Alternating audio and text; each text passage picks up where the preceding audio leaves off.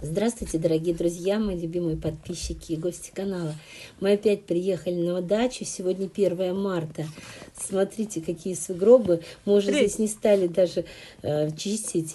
Я попросила Треську несколько раз туда-сюда сбегать и сама прошлась. И мы в результате подошли к калитке, к нашей. Муж вот прокапывает нам дорожку. Мы прям с лопатой приехали, потому что у нас здесь лопата сломалась, отломалась ручка. А я по сторонам смотрю. Смотрите, с теплицы уже некуда даже снегу сваливаться. Представляете, какие сугробища. Ужас вообще, какая снежная зима. Вообще сказали, что по истории наблюдений в Подмосковье впервые такой вот огромный снежный покров. За всю историю наблюдений. Представляете, сколько там, я не знаю, 100 лет или больше, 170 или 70. Но все равно очень много. Сегодня плюс 3 градуса. И вы сами видите, да, снег тяжелый, мокрый. Внизу, вот где дорожку муж у меня чистит, прямо уже видна вода, прямо влажная все. Ну, последний раз снеговиков можно полепить. Кто увлекается. Трейси только по дорожке ходит, потому что, смотрите, там выше ее роста сугробы, куда ей лезть вообще? Я вот прям сумки поставила, потому что к веранде пока не подойти, пусть муж уже нормально почистит, чтобы нам не утаптывать.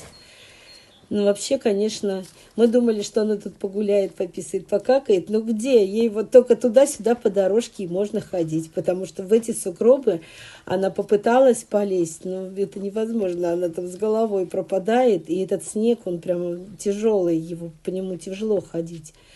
Она, конечно, немножко походила. Если честно, к вечеру она уже вообще была без задних ног. Ну и без передних, потому что вот улеглась на кухне, я ей говорю, иди спать в комнату на свое место. Она еле поднялась потом к вечеру уже, потому что вообще у нее ноги еле шли, лапы. То есть...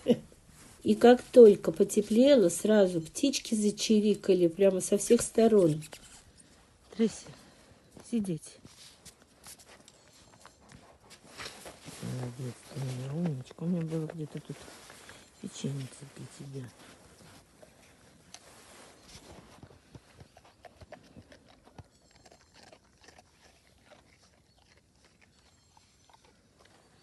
Вот там птичка чирикает. Пи-пи-пи-пи-пи.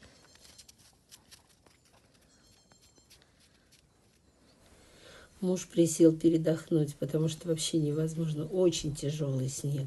Вообще мы рассчитываем, конечно, что вот с наступлением марта, календарной весны, наступит и климатическая настоящая весна, потому что ну невозможно, уже сколько можно, столько снега. Постоянно машины откапываем.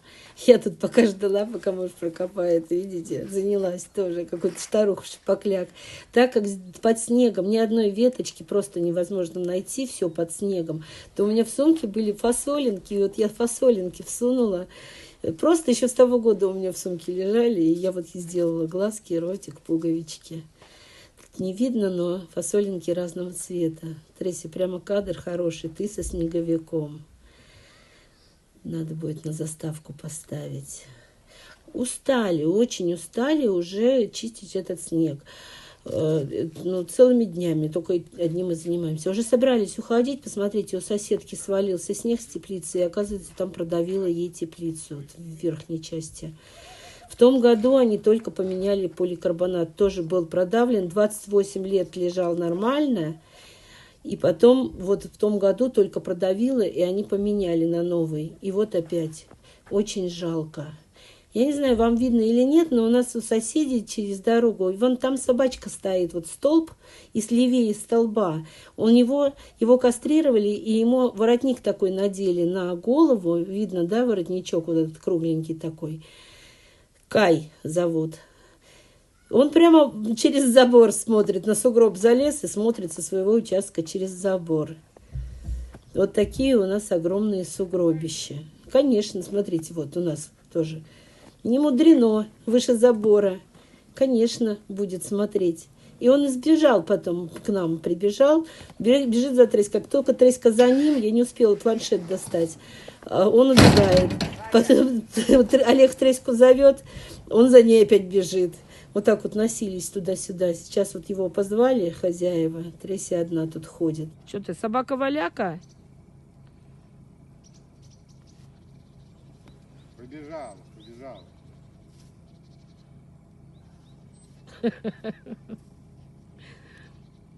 Здесь хоть поваляться можно. У нас на тоненькой узенькой тропиночке негде даже и поваляться. А в сугробы она замучилась лазить.